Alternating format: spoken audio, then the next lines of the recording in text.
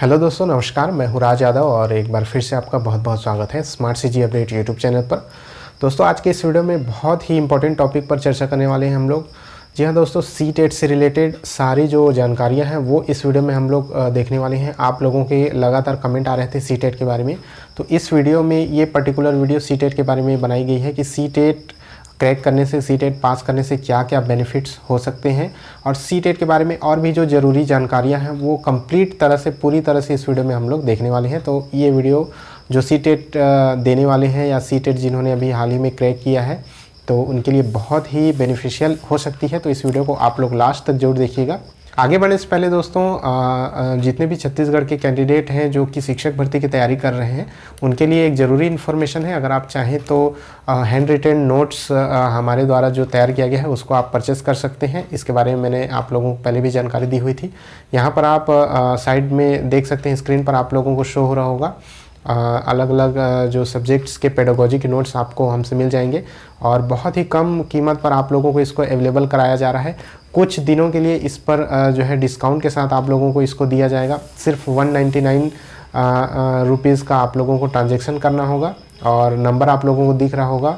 इस नंबर पर आप लोग गूगल पे या फिर पेटीएम करके हमें स्क्रीनशॉट इस नंबर पर व्हाट्सअप कर सकते हैं। आप लोगों को पीडीएफ के फॉर्म में जो है नोट्स अवेलेबल हो जाएगा। दोस्तों, इस वीडियो में हम चर्चा करेंगे कि सीटेट क्रैक करने के बाद आखिर क्या बेनिफिट होता है सीटेट के सर्टिफिकेट का, या सीटेट क्रैक करने के बाद आगे क्या करना चाहिए, इसके बारे में बात करेंगे। साथ ही और भी बहुत सारे सवाल आए हुए थे कि सीटेट क्रैक कैसे करें। बहुत सारे कैंडिडेट ऐसे हैं जिनका सीटेट इस बार क्रैक नहीं हो पाया है, तो सीटेट किस प्रकार से क्रैक किया जा सकता है, क्या इसके लिए किसी स्पेशल कोचिंग या किसी स्पेशल नोट्स की ज़रूरत पड़ेगी, क्या स्पेशल बुक्स की ज़रूरत पड़ेगी, इसके बारे में हम लोग थोड़ी सी चर्चा कर लेंगे। इसके बाद बहुत से सवाल ऐसे भी आए हुए थे कि क्या सीटेट के लिए अप्लाई करने के लिए क्या क्वालिफ़िकेशन चाहिए, क्या बिना बीएड या डीएलएड के सीटेट में अप्लाई किया जा सकता है, इस पर भी हम लोग चर्चा करेंगे। तो धैर्य बनाए रखिएगा, एक एक करके सारे टॉपिक्स पर चर्चा करेंगे। सबसे पहले आते हैं जो सीटेट जिन्होंने अभी हाल ही में क्रैक किया है उन पर। तो बहुत सारे सवाल ये आए हुए थे कि अब सीटेट तो क्रैक हो चुका, अब आगे उनको क्या करना चाहिए और सीटेट के क्या बेनिफिट्स हैं। तो देखिए, इसका सबसे डायरेक्ट बेनिफिट तो अभी छत्तीसगढ़ में शिक्षक भर्ती को लेकर के है। आप सभी को पता है कि शिक्षक भर्ती की जैसे ही घोषणा हुई उसके बाद सीजी टेट जो है विभाग के द्वारा, सीजी व्यापम के द्वारा सीजी टेट निकाला गया था और नोटिफिकेशन जारी किया गया था। सीजी टेट का एग्ज़ाम लिया गया। उसके बाद बहुत सारे ऐसे भी अभ्यर्थी थे जो सीजी टेट जिनका क्रैक नहीं हो पाया, तो उनको थोड़ी सी हताशा हो रही थी कि वो शायद शिक्षक भर्ती जब निकलेगी तो उसमें अप्लाई नहीं कर पाएंगे। लेकिन उनकी किस्मत की ये बात हुई कि शिक्षक भर्ती थोड़ा सा डिले हो गया है, जो छत्तीसगढ़ में आरक्षण का मामला चल रहा है उसकी वजह से, और इस वजह से डिले होने के कारण सीटेट का भी एग्ज़ाम आ गया। सीटेट के फॉर्म उन्होंने अप्लाई किए, सीटेट का एग्ज़ाम भी दे दिया और उसका रिज़ल्ट भी आ गया है। कुछ दिनों में उसका सर्टिफिकेट भी आ जाएगा। तो देखिए, सीटेट का रिज़ल्ट भी आ चुका है और जिन लोगों ने क्रैक कर लिया है उनको एक बहुत ही अच्छा मौका मिला हुआ है। छत्तीसगढ़ में जो शिक्षक भर्ती आने वाली है उसको फिल करने के लिए वो उसके लिए पात्र हो गए हैं। तो जो वर्ग 3 और वर्ग 2 के भरना चाहते हैं, यानी कि जो सहायक शिक्षक और शिक्षक के फॉर्म फिल करना चाहते हैं, उनके लिए एक बहुत ही अच्छा मौका ये बना हुआ है। क्योंकि इस बार जो वैकेंसी आएगी उसमें लगभग सारी वैकेंसीज जो हैं सहायक शिक्षक या शिक्षक की रहेंगी। ये इस प्रकार की जानकारी जो है दी गई है। ठीक है, तो आप लोग इसके लिए पहली बात तो पात्र हो जाएंगे। इसके अलावा और क्या बेनिफिट है, ध्यान से सुनिएगा। जो ज़्यादातर स्टूडेंट हैं उनको इस बारे में पता भी है, लेकिन जो जिनको नहीं पता है उनको गाइड करना हमारा कर्तव्य है। देखिए, इसके अलावा आप जितने भी सेंट्रल के जो टीचिंग वैकेंसीज आती हैं उसको आप लोग फिल कर पाएंगे। सीटेट का सबसे बड़ा बेनिफिट यही है कि क्योंकि सीटेट है ही यही जो है केंद्रीय शिक्षक पात्रता परीक्षा है, तो केंद्रीय लेवल पर, जो सेंट्रल लेवल पर जितने भी वैकेंसीज शिक्षक के लिए आते हैं उसके लिए आप पात्र हो जाते हैं। जो वर्ग 3 और वर्ग 2 होते हैं उसके लिए, क्योंकि वर्ग 1 के लिए जो है टेट की आवश्यकता नहीं होती है, उसके लिए डायरेक्ट आप फॉर्म फिल कर सकते हैं, बीएड और मास्टर डिग्री अगर आप हैं तो। अब देखिए, एक एक करके हम बात करते हैं कि आप किसके किसके लिए फॉर्म फिल कर सकते हैं। तो इसमें सबसे पहला नाम आता है केंद्रीय विद्यालय और नवोदय विद्यालय का। चूँकि दोनों का सिस्टम एक जैसा है तो मैं दोनों को साथ में लेकर के बताता हूँ। केंद्रीय विद्यालय और नवोदय विद्यालय। केंद्रीय विद्यालय में 3 प्रकार के पोस्ट होते हैं, पीआरटी, टीजीटी और पीजीटी। जो आपका पीआरटी है वो सहायक शिक्षक का है, ये समझ लीजिए। जो टीजीटी का पोस्ट है वो शिक्षक का पोस्ट है और आपका जो पीजीटी का पोस्ट है वो व्याख्याता की तरह पोस्ट होता है। लेकिन नवोदय विद्यालय में चूँकि 6वीं क्लास से स्टार्ट होता है नवोदय विद्यालय, तो उसमें पीआरटी का पोस्ट नहीं होता, उसमें टीजीटी और पीजीटी होती है। तो इसके लिए आप लोग नवोदय विद्यालय में टीजीटी के लिए अप्लाई कर सकते हैं, जो सीटेट लेवल 2 जिन्होंने क्रैक कर रखा है, और जो सीटेट लेवल 1 और सीटेट लेवल 2 दोनों जिनका क्रैक है वो केंद्रीय विद्यालय में पीआरटी और टीजीटी के पोस्ट के लिए अप्लाई कर सकते हैं। ये सबसे बड़ा बेनिफिट है। अभी केंद्रीय विद्यालय की वैकेंसीज आई हुई थी, अभी जस्ट उसका एग्ज़ाम हुआ है, अभी उसकी रिज़ल्ट नहीं आई है। तो जो अगली वैकेंसी आएगी केंद्रीय विद्यालय या नवोदय विद्यालय के लिए, उसके लिए आप तैयारी कर सकते हैं। उसके लिए अगर आप कहेंगे तो सिलेबस वगैरह के लिए मैं आगे और भी गाइड करने के लिए वीडियोस बना दूंगा। फिलहाल इसमें ये समझ लीजिए कि जो सीटेट क्रैक कर चुके हैं उनके लिए सबसे बड़ा बेनिफिट ये है कि वो केंद्रीय विद्यालय और नवोदय विद्यालय में फॉर्म अप्लाई करने के लिए पात्र हो गए हैं। केंद्रीय विद्यालय नवोदय विद्यालय के अलावा आप DSSB की तैयारी कर सकते हैं। DSSB दिल्ली बोर्ड का जो है टीचिंग एग्ज़ाम होता है, DSSB के द्वारा लिया जाता है। लेकिन आप ध्यान दीजिएगा कि इनमें डिफरेंस क्या है। केंद्रीय विद्यालय और नवोदय विद्यालय की जो पोस्टिंग होती है, अगर आप सिलेक्ट हो जाते हैं तो पूरे भारत में कहीं भी आपको जो है इसकी पोस्टिंग दी जा सकती है, और इसकी जब ट्रांसफ़र होती है तो ऑल इंडिया लेवल पर कहीं भी आपका ट्रांसफ़र हो सकता है। लेकिन जो DSSB की जो वैकेंसीज़ होती हैं उसमें अगर आपका सिलेक्शन होता है तो आपको जॉब मिलेगी दिल्ली में, ठीक है, सिर्फ दिल्ली में ही आपको जॉब मिलेगी। और अगर आप केंद्रीय विद्यालय या नवोदय विद्यालय के लिए फिल करते हैं तो अपने कैटेगरी से भर सकते हैं। अगर आप OBC से हैं, ST SC से हैं तो कैटेगरी से भर सकते हैं। लेकिन अगर आप DSSB की तैयारी कर रहे हैं जिसकी जॉब आपको दिल्ली में मिलेगी तो आपको जनरल से भरना होगा। वहाँ सिर्फ दिल्ली के निवासियों को ही कैटेगरी का लाभ मिलेगा। बाकी जो भी अदर स्टेट के कैंडिडेट होंगे, चाहे वो ST SC OBC से होंगे, उनको जनरल कैटेगरी में वहाँ पर फिल करना पड़ता है।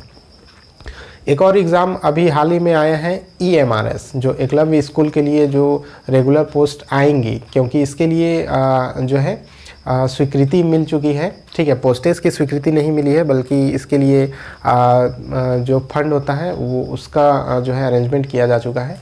और बहुत ही जल्द आप लोग देखेंगे कि EMRS की भी भर्ती आएगी। ये भर्ती 2 साल पहले भी आई थी, किन्हीं कारणों से इसको रद्द कर दिया गया था। अब इसका पोस्टिंग का पैटर्न कैसा होगा, जो पिछली वैकेंसी आई हुई थी उसमें स्टेट लेवल पर इसमें पोस्टिंग दी जानी थी।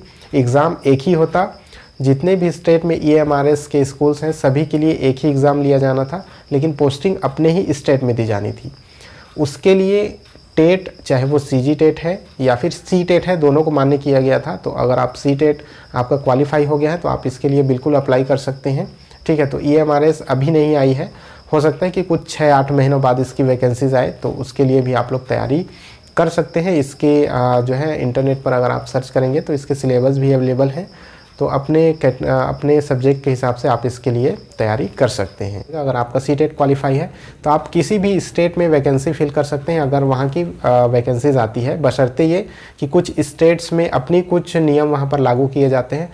जैसे कि राजस्थान में जो रीट का एग्ज़ाम होता है तो वो आपको दिलाना आवश्यक होता है। उसी के बाद आप लोग वहाँ के टीचिंग एग्ज़ाम के लिए जो है क्वालिफाई होते हैं। तो कुछ स्टेट के अपने कुछ सिस्टम होते हैं, उन सभी को अगर विशेष किसी स्टेट को छोड़ दिया जाए तो ज़्यादातर स्टेट में C टेट को मान्य किया जाता है। यूपी बिहार में C टेट को मान्य किया जाता है। तो जो C टेट क्वालिफाई है वो डायरेक्ट वहाँ पर टीचिंग एग्ज़ाम दे सकते हैं। अब चलिए बात करते हैं कुछ जो सवाल आए हुए थे उनके बारे में कि क्या बिना B.Ed या D.LED के C टेट का अप्लाई कर सकते हैं। तो देखिए, C टेट उन्हीं के लिए है जिन्होंने B.Ed या D.LED कर रखा है या फिर जो फाइनल ईयर में है वो जो है C टेट के लिए अप्लाई कर सकते हैं, क्योंकि ये टीचिंग पोस्ट के लिए एक पात्रता परीक्षा है। तो टीचिंग पोस्ट वही भर सकते हैं जिन्होंने B.Ed या D.LED कर रखा है। तो जो बिना B.Ed या D.LED वाले हैं वो इसके लिए अप्लाई नहीं कर पाएंगे। इसके अलावा एक और कॉमन क्वेश्चन इस प्रकार था कि C टेट क्वालिफाई कैसे करें। जैसे बहुत सारे कैंडिडेट ने जो है ट्राई किया हुआ है, 1 बार 2 बार 3 बार वो एग्ज़ाम दे चुके हैं, लेकिन उनका C टेट क्वालिफाई नहीं हो पा रहा है।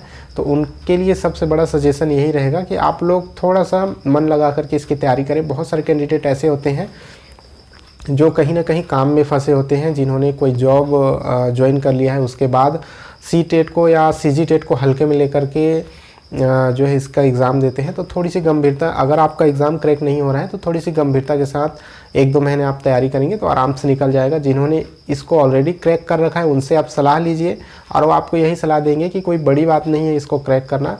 बहुत सारे कैंडिडेट पहले ही बार में कम तैयारी के साथ भी इसको क्रैक कर सकते हैं। और एक सवाल था कि क्या इसके लिए कोई विशेष नोट्स चाहिए, क्या इसके लिए कोचिंग की आवश्यकता है। तो देखिए, इसके लिए कोई भी विशेष नोट्स या कोचिंग बहुत ज़्यादा बेनिफिशियल नहीं होता है। लेकिन अब अगर आपका 2-3 बार में भी अगर आपका क्रैक नहीं हो पा रहा है तो आप चाहें तो कोचिंग ले सकते हैं। कोई विशेष अगर नोट्स सेल कर रहा हो इससे रिलेटेड तो नोट्स लेकर के आप ट्राई कर सकते हैं। बाकी इसमें कोई ऐसी बड़ी बात नहीं है। ये काफ़ी एक तरह से सरल एग्ज़ाम है, क्योंकि ये सिर्फ पात्रता परीक्षा है और इसमें एक जो है पासिंग मार्क रखा गया है। जो जनरल कैंडिडेट हैं वो 90 नंबर पा करके इसको क्रैक कर सकते हैं।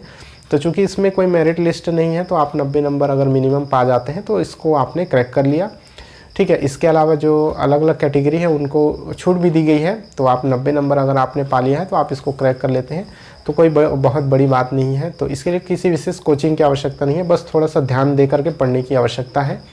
इसके अलावा इसके नोट्स आप किस प्रकार से बना सकते हैं, आप यूट्यूब चैनल की मदद ले सकते हैं। सबसे पहले सीटेट का सिलेबस आप निकालिए, सिलेबस के अकॉर्डिंग एक एक टॉपिक को यूट्यूब पर सर्च करिए, वहाँ पर से लॉन्ग वीडियो देखिए, आधे घंटे 1 घंटे की वीडियो आप देख करके उस पर नोट्स बनाइए, ठीक है। एक टॉपिक पर वीडियो देख करके आप एक नोट्स तैयार कर लीजिए, ठीक है। 1 महीने का समय लगेगा, ज़्यादा नहीं लगेगा। उसके बाद 1 महीने में आप इसका अच्छे से रिवीजन कर लीजिए, आपका सीटेट बिल्कुल क्रैक हो जाएगा और इसमें कोई बड़ी बात नहीं है। इसके अलावा अगर आपके कोई भी डाउट्स हैं तो आप नीचे कमेंट बॉक्स में कमेंट कर सकते हैं, मैं कोशिश करूँगा उनके जवाब देने की। इसके अलावा अगर काफ़ी सारे और डाउट्स आ जाते हैं तो मैं इसके लिए अलग से पर्टिकुलर वीडियो और भी बना दूँगा। इसके अलावा और किस टॉपिक पर आप वीडियो देखना चाहते हैं नीचे कमेंट कर सकते हैं। अगर वीडियो पसंद आया होगा तो वीडियो को एक लाइक ज़रूर कर दीजिएगा ताकि हमें प्रोत्साहन मिले, और आप कोई भी डाउट है तो कमेंट ज़रूर कर दीजिएगा। चैनल को सब्सक्राइब भी कर लीजिएगा ताकि आने वाली नोटिफिकेशन आपको मिल सके। मिलते हैं आपसे नेक्स्ट वीडियो में, तब तक के लिए जय हिंद।